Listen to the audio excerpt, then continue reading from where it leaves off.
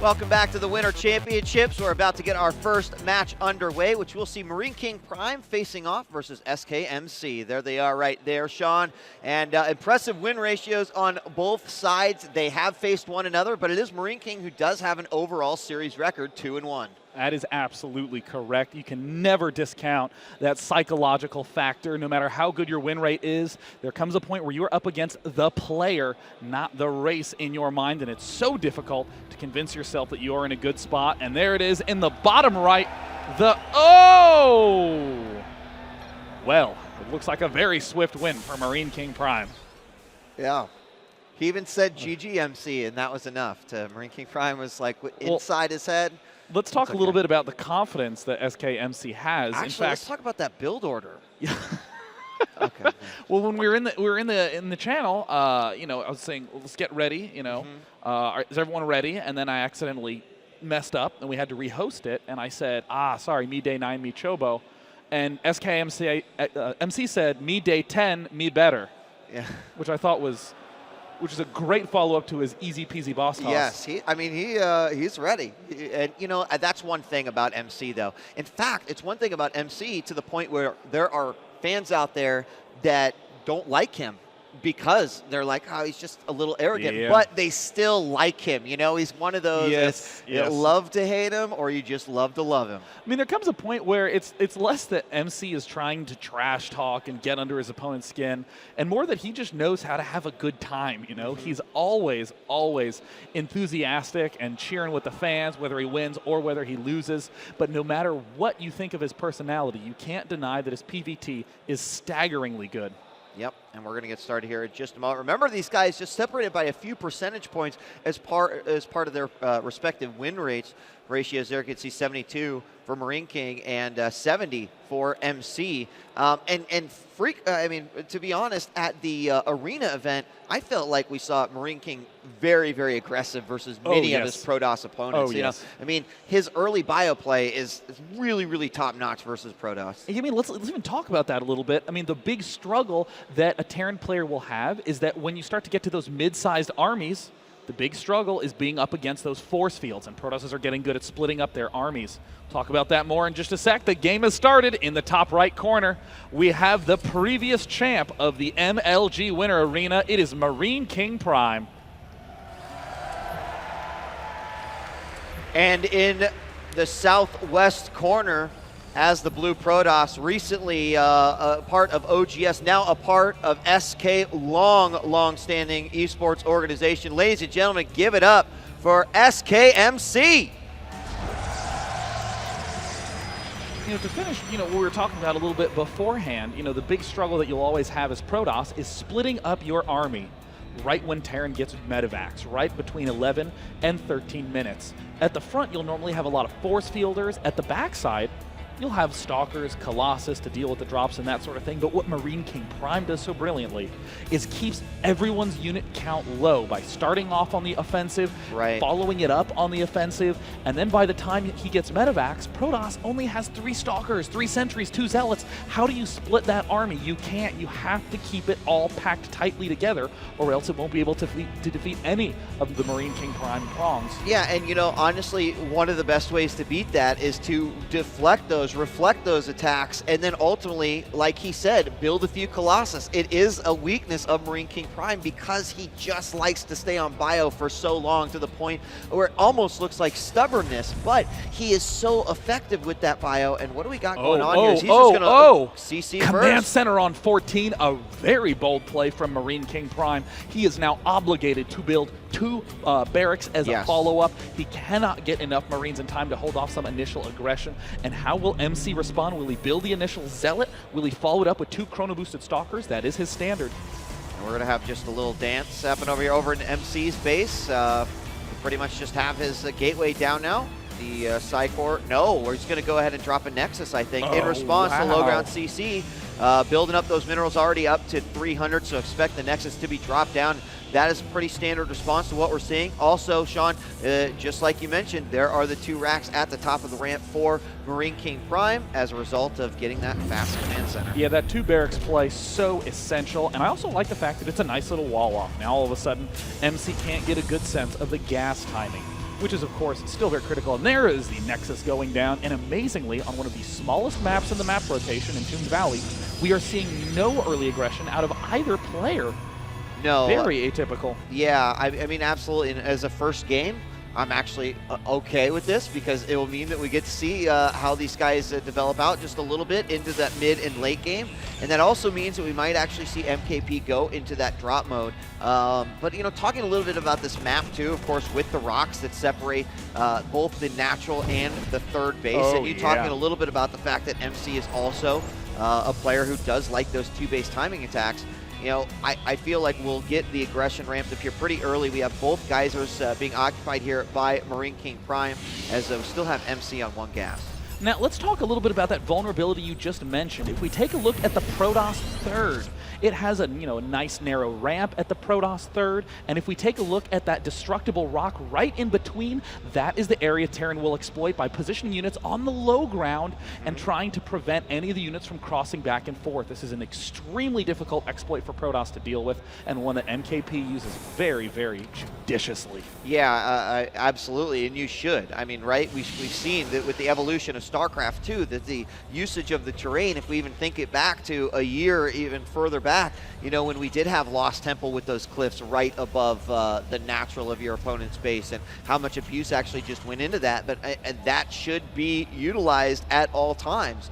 So we see Marine King really just starting to stack up on his Marines a little bit. I take a look at the unit counting station. He's up to 7 right now. As far as Harvesters, about even. Of course, 27 for Marine King and a 33 for the Protoss player. MC, as he's got his second base up, nicely saturated, just looking good, but he's still sitting on the one single gateway. Oh, and there's the probe moving out. Now, the one thing that MC is very well known for is his love of throwing down a lot of gateways, doing a big basic unit flood, but it looks like that probe moving down, and it looks like he is going for the fast third.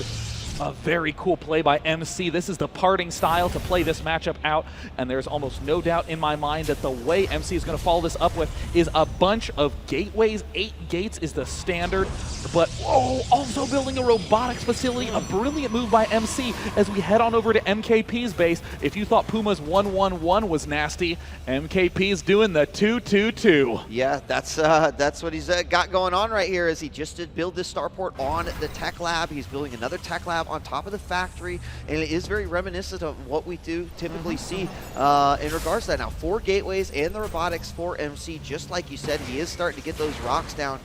So this will actually turn out to be quite interesting. Now, with the robotics facility, of course, getting himself an observer, but will we see some warp play or warp prism play out of MC, out of Marine King? We are going to get cloaked Banshees. Now, I want to talk about this mix that MKP is seeing. Obviously, the Marine Tank Banshee mix is known to be quite potent. In particular, if we take a look at that rock that MKP has at his third, that rock is very, very easy to plant tanks underneath, easily defending the natural and main, and likewise you can position tanks to exploit MC's connecting neck between his second and third. The Banshee will help a little bit with the cloak, but primarily it will allow MKP to see up onto the high ground. Protosses are so known for playing passively on this map. MKP going to exploit that with some fast tankies. So we do have the first observer coming out right now. What else do we have? The Twilight Council going down for MC. Wow. And he's just, yeah, I mean, well, we got a few more gateways following as well. That puts him up to 7 gates as he's really trying to get that observer out as quickly as possible. Now, this is observer number 2. I'm sorry, first observer already halfway across the map, and in fact, he is just going to litter the map with nothing but observers, which is going to be perfect for this cloaked Banshee that's about ready to hit the third. Moving in, Marcus, there it goes. It looks like he cloaks immediately. How will MC respond? He's losing 1 probe. He's going to be losing 2. Still no reaction from MC. There's the run at 3 kills already. At around 6-7 of those worker kills, that Banshee suddenly breaks even, pays for itself, and it looks like MKP, is continuing to do some damage, but there's the observer. He does get repelled back. A little bit of a misclick. MKP with an uncharacteristic biff on the control. Will he lose it? He does. A big win right there for MC. Most importantly, a big psychological win MKP taking a pretty significant blow right there. We have Banshee number 2 coming in here, but with Stalkers now already in a very, very astute position to go ahead and take care of any threat that might. In fact, look at that Observer reacting so quickly. 3 Stalkers will easily deflect that small attack, and that means, well, okay, I guess it's time to move out with the bio, marching across the map. It's Marines and Siege Tanks. This is the type of army that you would expect to see out of MarineKingPrime, and look at that. That little probe did see just the small tip of this Marine force moving out. He's going to regroup. So great. Yeah. I think he is going to readjust here, but I think he's actually not. MC doesn't know this is coming. MC, oh no, MC caught completely out of position. The Banshee attack a success. MC is now out of position. The tanks siege up brilliantly, creating a bottleneck between that neck on the 3rd. This expansion now guaranteed to fall. How will MC respond? He is going cross-map. Pylons are warping in. Zealot Leg has just begun. MKP doing some critical damage. Some Stalkers come from the back. Will they be able to blink away? It looks like no. MC takes some serious damage. Does manage to pick off a single Banshee. That will help a good bit. But as we saw, Marcus, the Banshees, their point was not just to kill off probes. It was to force MC to be defensive. And now MKP attacking that entrenched position. Yeah, and right now there's no Stalkers with this mix. Stalkers in the back force fields will split this Marine force, but the Siege Tanks in the back are doing a lot of damage to the Zealots. We do have the Stalkers blink back up, and here come the reinforcements, but there's still a lot of bio here. In come the Immortals as well. We see the Marines moving forward, but there's no more force fields to split them off. No, and it looks like the Marine count getting increasingly low over time. The tanks at the back doing brutal, terrible damage, and now the Immortal also must retreat. MC plummeting down to 90 food. MKP demonstrating how he has a 77% lifetime win rate in TVP. Yeah, I mean, he was left over with a lot of units right here, but look at this. MC definitely noting that there is a problem here that he might be able to take care of, but he's going to force a fight right here. Tanks will not siege up. He's just going to go one-on-one here, and the Immortal has to fall. There, the Immortal goes down. The Banshee's going to fall as well, and it's 3 tanks versus a couple Marines to blink forward, but look at the tanks. Smart move by Marine King, keeping those tanks unsieged. MKP dealing incredible damage. Sure, the splash of the siege tank does a lot more damage overall, but when you're unsieged, that damage output is much greater than the siege tank. And look at this natural expansion, Marcus, of MKP. Look at that Marine count. He's been macroing, and oh, God bless MKP. At the far top right of the map, what do we see building, Marcus? Yeah, we see a nuke building. It's a nuke. Yep, what he plans to do with that, we're going to have to wait and see, but we've seen some very interesting ways to utilize that, both in an offensive and in a defensive position here on Entomb Valley. There's the land by Marine King. No attempt to retake the 3rd by MC. He's doing the smart play. He's getting Psionic Storm. He's going to be spending his gas on the Templar. The minerals he will no doubt spend on retaking the 3rd. Boom, there it goes down. But Marine King is moving forward with another incredible force right before Concussive Shell finishes, right before +1 armor finishes. A perfectly timed follow-up by Marine King. And actually, we have a second Ghost Academy going down as well. So I'm not sure what Marine King actually has in store here, but keep an eye on that. As moving forward, he does have some ghosts in the mix as well. Nice pick off of that Banshee there by the Stalkers, just still being very, very active with that. And the one thing I will want to say, even though we have this advancing force here from MarineKingPrime, we might get one, well, hold on. I think we're going to see another push to forced battle here. MarineKingPrime, so brilliant tactically, throws the scan down and sees, oh, it's the nuke on the neck between the 2 bases. MC, he's wandering forward, he sees the nuke, and he knows that 3rd has to fall. He cancels it. An incredible tactical play by Marine King. He wanted those units to move so far forward. The nuke lands, and there's the nice, easy defense. And as you were saying, Marcus, 2 nukes in the top right under construction. And here we got the Zealots moving out before the tanks siege up. It was a good decision there. We see the Stalkers blink forward, taking out one of the tanks, and a perfect storm on top of those units. However, there's so much bio still remaining. We will see the siege tanks cleaned up and the Immortals fall down, but can this bio clean it up? No medevacs in sight. A crushing blow to the force of SKMC. MKP continuing to micro and kite MC with a miracle of macro. Oh, nice snipes by that Ghost in its dying breath. Of course, he says never say die.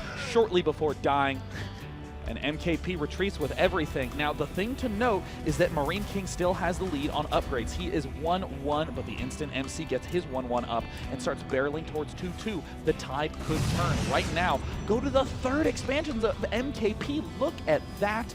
Look at that 4th command center going down. All the more barracks up at the 3rd for MarineKingPrime. And in the middle of the map, another force of MKP moving ahead. Yeah, and honestly, MKP will just continue to make these forces, try to deny that third, use that nuke to say, you want to come into this choke? I welcome you to try.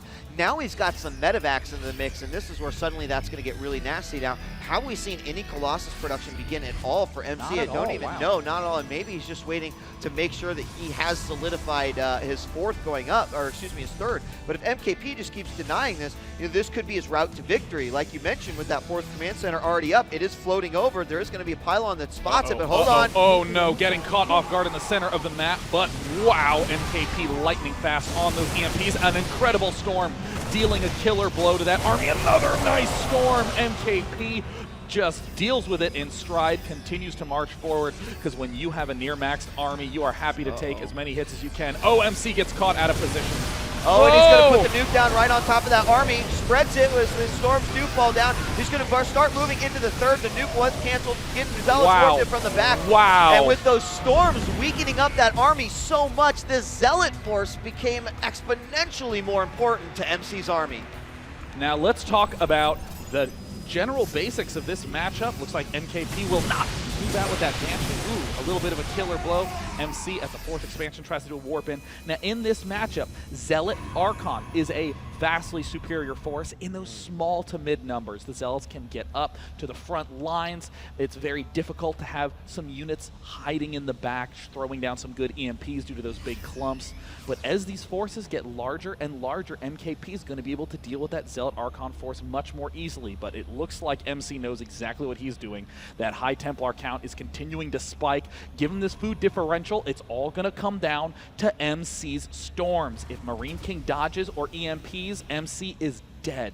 If he lands them perfectly, he can still stay in this game, as he is now 50 food behind MarineKingPrime. Yeah, which seems to be an awful lot. Oh, he's going to have vision of the front, where the storm's going to go down right on top of that perfect storm! army. Another perfect storm! And no Perfect reaction. storm 3 goes down. MC immediately closes the gap between their two food counts. The Immortals in the mixture doing so much damage. Marine King ate those 3 storms in full blunt force. The number of medevacs don't even matter. There's hardly enough Terran units to heal, but MKP with the overwhelming numbers continues to put pressure back. And what will this one High Templar do? It does not have enough for an additional storm, and wow. I mean, that was like a trade, but I mean, the storms just, I mean, MKP should have been able to crush that army, but the storms were just perfect. He didn't react quick enough, and then the Zealots just did a ton of damage. We've got already now another force moving out, but this time he's got 5 ghosts with it. And you know, we had a lot of storm energy like shot out right there. How many High Templar do we have left that have enough energy for a storm? I mean, several of them will get some soon. But 9 High Templar on the field, peppering the map. We see one at the third, at the fourth, the remainder moving forward, some even planted outside the natural expansion of MC. He is going to be playing passive, trying to nail those storms, but the fact of the matter is that in that unit station we see that there are 15 Zealots, and that is pretty much the entire ground army. The 3 Immortals and the Archon going to do a little bit of support, but if you look at the army of MarineKingPrime, it is staggering. He is advancing forward, and it's all going to come down to the EMPs versus storms. Oh yeah, and here we go. Oh, no. The Terran army is going to go ahead and cloak up. Ghost moving forward. Snipe on the first High Templar. Going to snipe a second one, and an EMP. There is a storm left, but it completely whips. It doesn't hit hardly anything, and now moving forward, he dodges another storm. We've got the Ghosts in the front. Here comes the first Colossus as well. MC engages at his fourth. And it looks like blasting forward, an incredible stim retreat right now by MarineKingPrime. This is his strength, his kiting control. The medevac's very vulnerable, and it looks like it could be a hell of retreat for MKP as his forces get decimated. Wow. MC stays alive again. I mean, he like came out of that army, he dodged so many storms. If any of those would have hit, can you imagine just how hurt he would have actually been?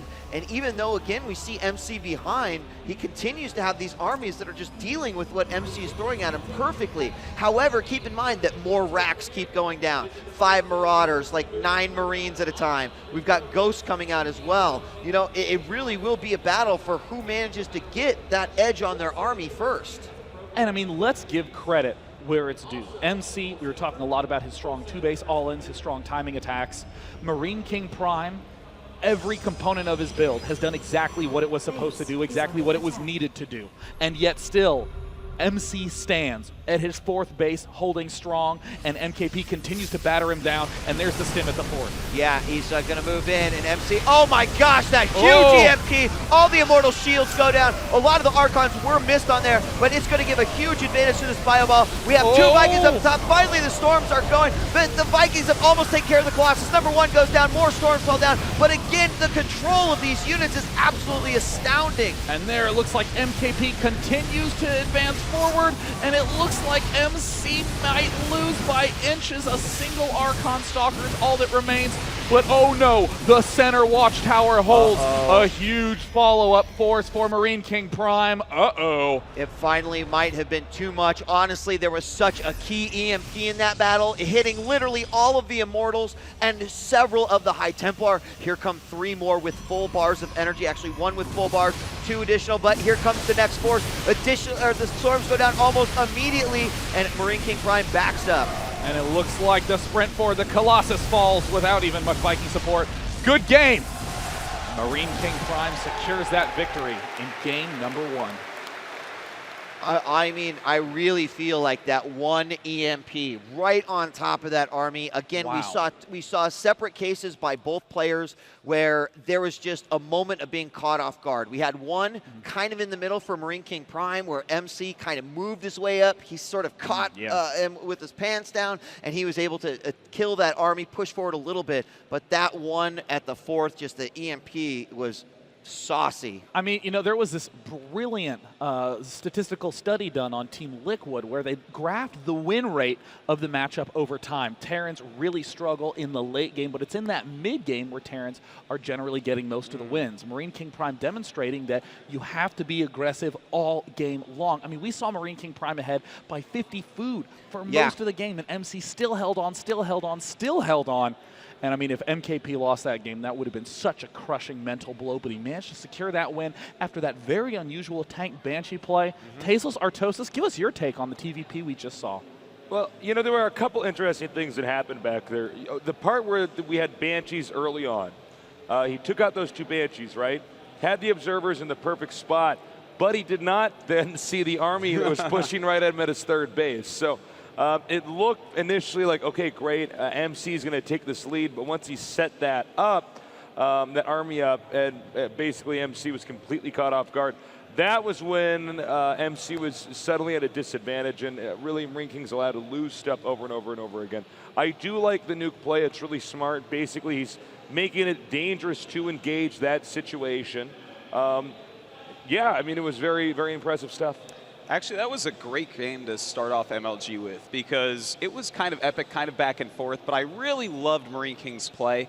I loved that first timing attack that took out the third base. He went for the quick command center, got up a huge economy, and MC thought, oh, maybe I can get two bases in here. Not against MarineKing. He timed it out perfectly. Is so much so, in fact, that I feel like maybe he thought, oh, I can't lose this, so he starts making a bunch of nukes. Of course, the first nuke, very smart to cover that little area where the army wants to run through. But after that, it seemed like he knew. He knew that he was not going to lose that game. It wasn't like the cleanest ending, but there's this point in time sometimes in StarCraft where you get ahead enough of somebody that MC held on you can keep amazingly, trading over and over and over again, and yeah. eventually, you know, as long as you don't really bungle the attacks, you win. Absolutely. Good thoughts, guys. Yeah, thank you, Thanks, Tasteless. guys. Yeah, you're welcome. That's really cool. You guys appreciate that. We do appreciate it, Nick. We do. I'm going to give you a hug after this match. Hugs and kisses. Yeah. All right, so we want to take a look at the fan polls. Of course, one of the new things that we've got here, the Xperia Sony smartphone. You can vote right now for MarineKingPrime and or MC. Just tweet your player's code at poll or text 22333 to vote. Either put in MarineKing or MC. We'll have those results for you soon. After match one, wouldn't be surprised to see a lot of MarineKing fans, but all you MC folks rally behind. We're going to take a quick commercial break, and when we return, game 2 of MarineKingPrime versus MC. I'm DJ Wheat. I'm Day 9. Let's see who can take the lead in the series on Antigua Shipyard. See you soon.